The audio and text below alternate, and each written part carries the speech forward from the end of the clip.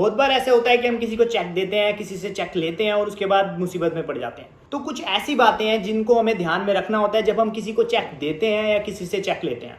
तो वो कौन सी बातें हैं वो आज हम इस वीडियो में डिस्कस करेंगे। तो चलो शुरू करते हैं। So hello guys and welcome back to Go Legal and this is Sushant. और आज हम इस वीडियो में बात करने वाले हैं कि जब हम किसी से चेक लें या किसी को चेक दे तो कौन सी ऐसी बातें हैं जो ध्यान में रखें। तो चलो शुरू करते हैं।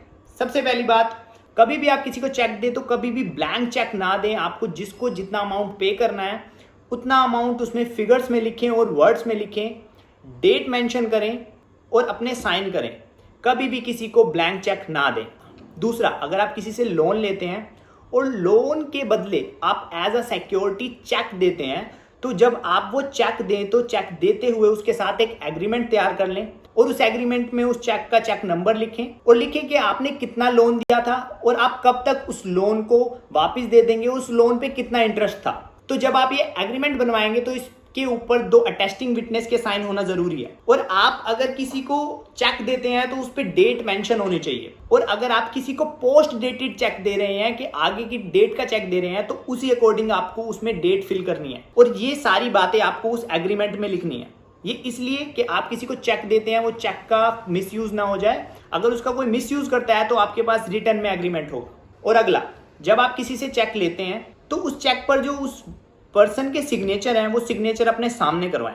ऐसा नहीं कि बंदा पहले से ही सिग्नेचर करके आपके पास ले आए और आपको दे दे। आपको पता होना चाहिए कि उसी बंदे ने आपके सामने सिग्नेचर करें। बहुत सारे केसेस में ऐसा होता है कि सिग्नेचर गलत हो जाते हैं और कोई और बंदे का सिग्नेचर करवा के दे देते हैं। इन केस वो अपने गलत सिग्नेचर करता है तो एविडेंस में कहीं ना कहीं पता चल जाएगा कि इसी पर्सन ने ही सिग्नेचर करे हैं। बट वो सिग्नेचर आपके सामने होने चाहिए कि आपको कंफर्म हो कि जिससे मैं चेक ले रहा हूं ये उसी का सिग्नेचर है। और जब भी आप किसी से चेक लेते हैं तो डेट पर ध्यान दें कि उस पर डेट क्या मेंशन है। कहीं उसके ऊपर कोई ऐसी डेट तो नहीं है जो एक्सपायर हो चुकी है, निकल चुकी है।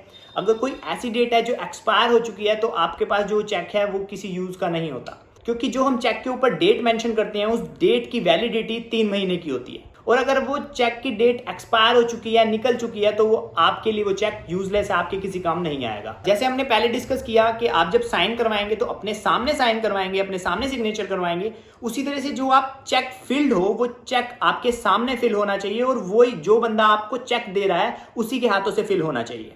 और अगर इन केस वो जो पर्सन है आपको चेक दे रहा है वो बस साइन कर सकता है, बाकी कुछ लिख पढ़ नहीं सकता, तो वो किसी से अगर अपना चेक भरवा रहा है तो वो एज अ रिप्रेजेंटेटिव अपना चेक भरवाएगा और उस रिप्रेजेंटेटिव के बारे में हमें एग्रीमेंट में लिखना है अगर हम एग्रीमेंट बनवा रहे हैं तो। बाकी कोशिश करें कि जिससे आप चेक ले रहे हैं उसी के हाथ से वो चेक भरा हुआ होना चाहिए। और जब हम अमाउंट भरते हैं तो अमाउंट एक हम फिगर्स में भरते हैं और एक हम वर्ड्स में भरते हैं। और अगर वो जो वर्ड्स में और फिगर्स में जो हमने अमाउंट भरा है वो अलग अलग है तो जो अमाउंट हमने वर्ड्स में भरा है वो माना जाएगा। बाकी ध्यान दें कि जो वर्ड्स में है और फिगर्स में है वो सेम होना चाहिए, अलग अलग ना हो।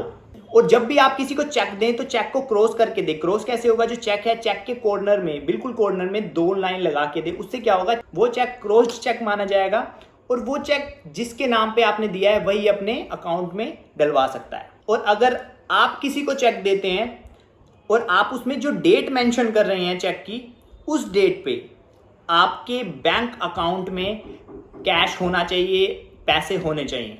अगर आपके अकाउंट में पैसे नहीं होते तो वो चेक बाउंस हो जाएगा और उसके बाद आपके against under section 138 NI act case file हो सकता है। जब भी आप किसी को चेक देते हैं या चेक लेते हैं तो इस बात का ध्यान दें उस चेक के ऊपर ओवर राइटिंग नहीं होनी चाहिए कि आप जब लिख रहे हैं उसमें कोई मिस्टेक हो गई तो आप उसे काट के दोबारा से उसको करेक्ट करके लिख दें। अगर उसमें कोई मिस्टेक हो जाती है तो उस चेक को फाड़ के फेंक दें और नया चेक फिल करें। और आप अगर किसी से चेक ले रहे हैं तो इस बात का ध्यान दें आप जब चेक ले रहे हैं उस चेक के ऊपर कहीं भी ओवर राइटिंग ना हो।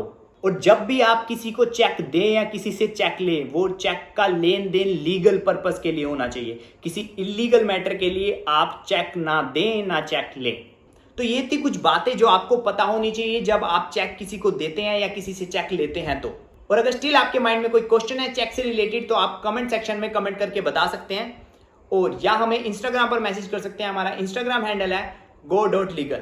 और हमारी लीगल सर्विसेज और लीगल स्टडीज के बारे में जानने के लिए हमारी वेबसाइट विजिट करें जो है www.thegolegal.com।